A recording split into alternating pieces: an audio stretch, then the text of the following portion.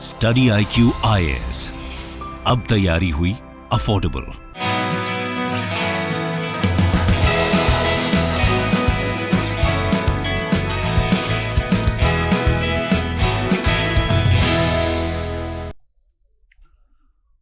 Hi everyone, welcome to study IQ।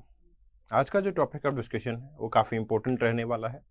आज हम बात करेंगे वेज ऑफ हीट ट्रांसफर पे। आपको पता है कि एटमॉस्फेयर की जब हम बात करते हैं तो इन एटमॉस्फेयर हम सनलाइट जो रिसीव करते हैं वो अर्थ के अलग अलग पार्ट में डिफरेंट अमाउंट होता है। ऑब्वियसली कुछ एरियाज ऐसे होते हैं जहाँ पे हमें ज़्यादा सनलाइट रिसीव होती है, कुछ एरियाज ऐसे होते हैं जहाँ कम सनलाइट रिसीव होती है। इसी तरीके से मैं अगर अर्थ के इंटीरियर की बात करूं तो अर्थ का इंटीरियर भी टेम्परेचर इंटीरियर में ज़्यादा होता है, आउटसाइड पे कम होता है। तो इसी के चलते हम क्या देखते हैं, जब भी मेरे पास टेम्परेचर डिफरेंस आता है तो मेरे पास हीट ट्रांसफर होता है। और इस हीट ट्रांसफर की वजह से मैं दो फिनोमिना समझ सकता हूँ, एक तो रेनफॉल की फॉर्मेशन और दूसरा मेरे कन्वेक्शन करंट्स जो होते हैं, जो कि आपका लावा आउटपोर होता है। इन दोनों को मैं समझ पाऊंगा। तो पहले हम हीट ट्रांसफर की बात करेंगे, उसके बाद हम नेक्स्ट वीडियो के अंदर देखेंगे कि इससे हम कैसे आपके एटमॉस्फेयर के रेनफॉल को और इसके अलावा आपके कन्वेक्शन करंट को समझ सकते हैं। तो चलिए हमारी डिस्कशन को शुरू करते हैं। शुरू करने से पहले इंपॉर्टेंट इन्फॉर्मेशन, ये आपका कपिल भारद्वाज ऑफिशियल के नाम से टेलीग्राम चैनल होगा। यहाँ पे जो भी सेशन आप यूट्यूब पे देखेंगे उनका PDF आपको कपिल भारद्वाज ऑफिशियल पे मिल जाएगा। इसके अलावा इसी से रिलेटेड जो भी MCQs अटेम्प्ट करने होंगे वो भी आपको यहाँ पे मिलेंगे। Rest of the things kapil.bhardwaj2022 this is my Insta handle. आप मुझे यहाँ फॉलो कर सकते हैं, मैसेज कर सकते हैं। आपकी कोई इंडिविजुअल क्वेरीज है, प्रॉब्लम्स है, you can any time contact with me. Yes, यहाँ पे देखिए, जैसे आपको पता है earth is tilted on it axis. Earth का जो रिवोल्यूशन एक्सेस है उस पे अर्थ टिल्टेड है। अब टिल्टेड है तो आपको पता होगा कुछ एरियाज ऐसे होंगे जो लो सनलाइट के होंगे, कुछ एरियाज हाई सनलाइट के होंगे। इसीलिए हाई सनलाइट वाले एरिया हॉट होंगे और आपके लो सनलाइट वाले एरिया वार्म होंगे। हीट ट्रांसफर बहुत ही नेचुरल है, होना भी चाहिए। यही हीट ट्रांसफर आपका इंटीरियर ऑफ अर्थ के अंदर भी देखने को मिलता है। कैसे? जैसा मैंने बताया, आउटर सरफेस कूल है, इनर सरफेस वार्म है। जैसे ही टेम्परेचर डिफरेंस आता है फिर से हीट ट्रांसफर होता है। तो मतलब मेरे लिए ज्योग्राफी में काफी सारे ऐसे फिनोमिना हैं जिनको समझने के लिए नेसेसरी है कि मैं हीट ट्रांसफर को समझूं। तो हीट ट्रांसफर की हम बात करेंगे। आगे बढ़ते हैं, देखते हैं हीट ट्रांसफर कैसे होता है। आपको पता होना चाहिए हीट ट्रांसफर के लिए मेरे पास 3 वे होते हैं। क्या क्या वे होते हैं? जैसे कि रेडिएशन एक वे होता है, कंडक्शन एक वे होता है और कन्वेक्शन भी मेरे पास एक वे होता है जिससे आपकी हीट ट्रांसफर होती है। कौन से हैं? Radiation, conduction, convection. आप यहाँ देखिए, यहाँ पे आपको ज्यादा आइडिया लगेगा।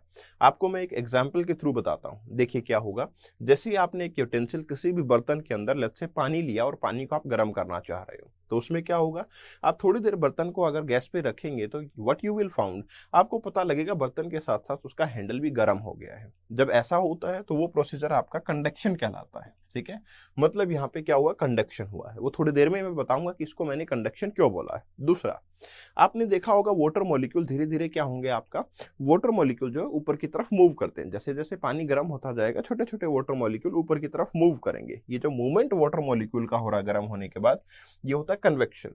और थर्ड चीज देखिए, यहाँ पे मान लो एक इंडक्शन रखा है। ठीक है, इंडक्शन रखा है, इलेक्ट्रिक चूल्हा है जैसे हम बोलते हैं।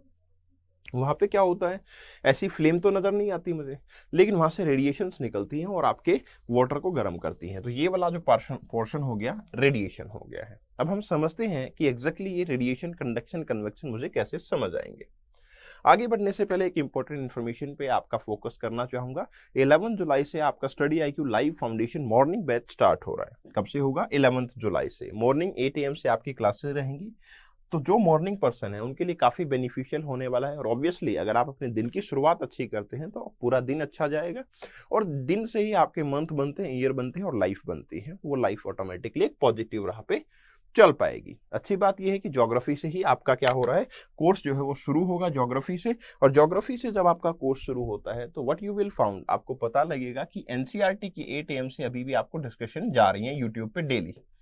इससे फायदा मिलेगा आपको कि आप NCERT की डिस्कशन देखेंगे तो ऑटोमेटिकली आपको उससे फायदा मिलेगा आपकी ज्योग्राफी की क्लास में। दूसरा इंपॉर्टेंट इन्फॉर्मेशन, आप कपिल लाइव का कोड यहाँ पे यूज करेंगे ताकि 18999 में आपको ये कोर्स मिल जाएगा। कंपनी के प्राइसेस के हिसाब से आप जाएंगे ऐप पे या वेब पे तो आप देखेंगे 25,500 में आपका कोर्स है।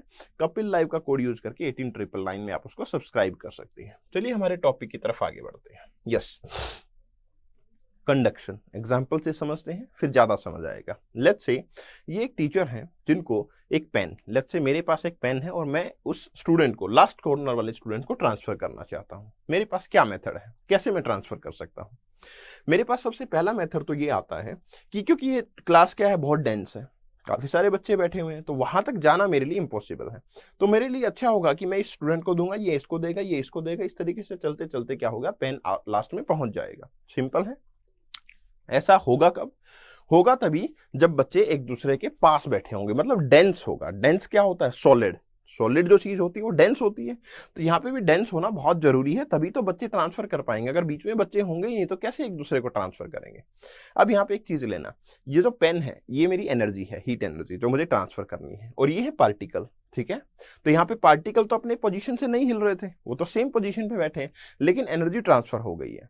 तो आप समझ गए ना, जो आपका बर्तन था उसका हैंडल भी गर्म हो गया था, क्योंकि ऐसा नहीं था कि बर्तन का कुछ मटेरियल हैंडल में आ गया था, नहीं, कोई भी पार्टिकल अपने रास्ते से नहीं हिला, बस एक ने दूसरे को, दूसरे ने तीसरे को एनर्जी दी, और यही कंडक्शन कहलाता है। तो देखिए यहाँ पे, heat transfer through the conduction happens due to molecular activity in conducting medium. No actual movement happens, ये इंपॉर्टेंट है।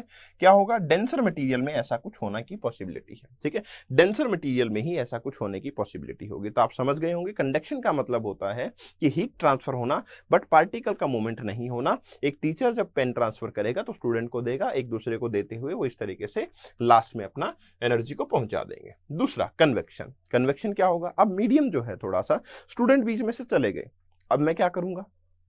क्योंकि स्टूडेंट बीच में से चले गए हैं तो मेरे पास ऑप्शन ये है कि रास्ता बन गया है, अब मैं खुद जाऊंगा लास्ट में और स्टूडेंट को जाके पेन दे दूंगा। अब हुआ क्या है, मैं पार्टिकल था, ये पेन एनर्जी थी।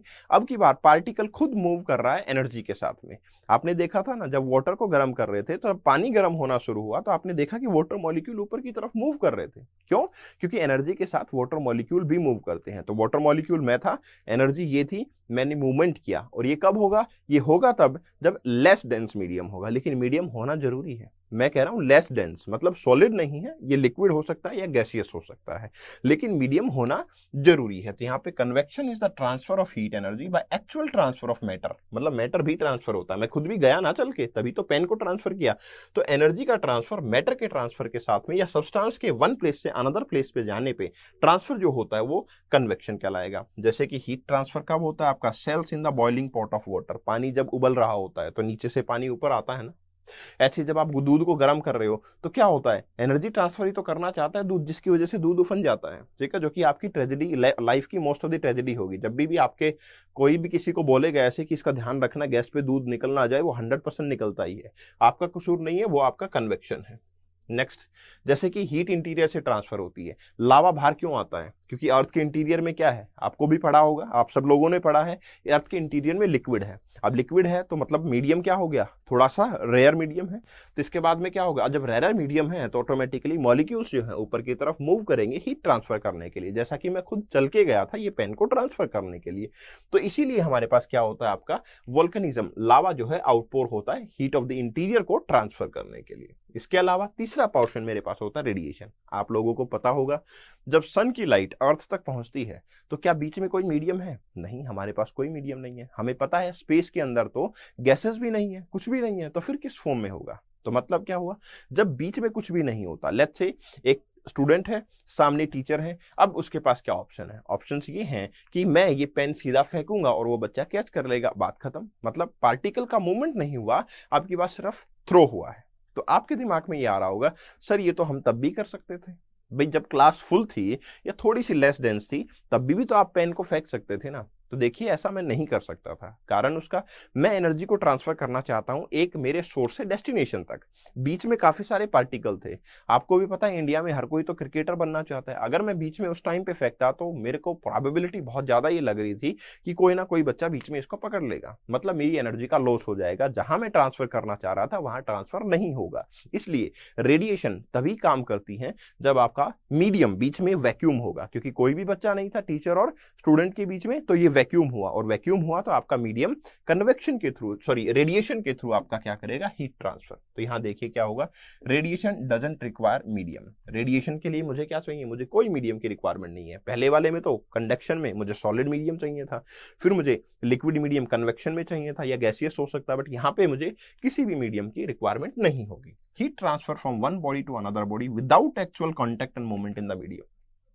ना तो मूवमेंट हुआ ना एक्चुअल कांटेक्ट हुआ, बस मैंने क्या किया, थ्रो किया और स्टूडेंट ने कैच कर लिया, कोई कांटेक्ट नहीं, कोई मूवमेंट नहीं, बात खत्म हो गई। आपको एग्जांपल दिया हुआ heat transfer from the sun to the earth, ये भी होता है। तो मतलब जो इंसोलेशन हमें रिसीव होता है वो किस तरीके से होता है, वो सिंपल इसी तरीके से होता है। ठीक है, तो क्वाइट सिंपल एग्जांपल है, हम इसको आराम से समझ सकते हैं। ऐसे ही आपका इंडक्शन के अंदर होता है, तो ये भी इंडक्शन का एक एग्जाम्पल हो गया है। ये क्या होगा, it measure the amount of the solar energy received per square centimetre of the area. और इसी को क्या कहते हैं, आपको ये चीज जरूर पता होनी चाहिए, जो सन से इंसोलेशन हमें आती है वो शॉर्ट वेव रेडिएशन के अंदर होती है, और उससे हमें कभी भी हीटिंग फील नहीं होती। अब होता क्या है, जो शॉर्ट वेव रेडिएशन है, जब वो अर्थ की सरफेस पे फॉल डाउन करती हैं, अर्थ उन्हें अब्जॉर्ब करके रिफ्लेक्ट बैक करती है। जब रिफ्लेक्ट बैक करती है तो वो लॉन्ग वेवलेंथ होती है, और लॉन्ग वेवलेंथ हमें हीटिंग इफेक्ट देती है। दैट्स वाई अर्थ की जब तक हीटिंग नहीं हो जाती तब तक हम सन की एनर्जी से हीटिंग फील नहीं करते। तो मॉर्निंग में सनलाइट होने के बावजूद भी आप कूल फील करते हो, कारण सनलाइट तो गिर रही है आपकी बॉडी पे अभी भी, और ऐसा नहीं है कि बहुत कम है भाई, सन तो अपने आप में काफी एनर्जी रखे हुए है। लेकिन हो क्या रहा है, एक्चुअली अर्थ अभी गर्म नहीं हुई है। पहले अर्थ एब्जॉर्ब करेगी, जब वो इनफ गर्म हो जाएगी तो फिर वो लॉन्ग वेव रेडिएशन को एमिट करेगी, उससे हमें हीटिंग इफेक्ट मिलेगा। तो क्वाइट सिंपल टू अंडरस्टैंड, मेरे ख्याल से आपको रेडिएशन भी समझ आ गया होगा। तो this is all about basically the way of heat transfer. बहुत ही सिंपल है, आसानी से समझ सकते हैं, लेकिन काफी सारे फिनोमेना इससे जुड़े हुए हैं जो कि हम आने वाले पार्ट्स के अंदर बिल्कुल डिस्कस करेंगे। Thank you very much, all the best. Study IQ IAS, अब तैयारी हुई अफोर्डेबल।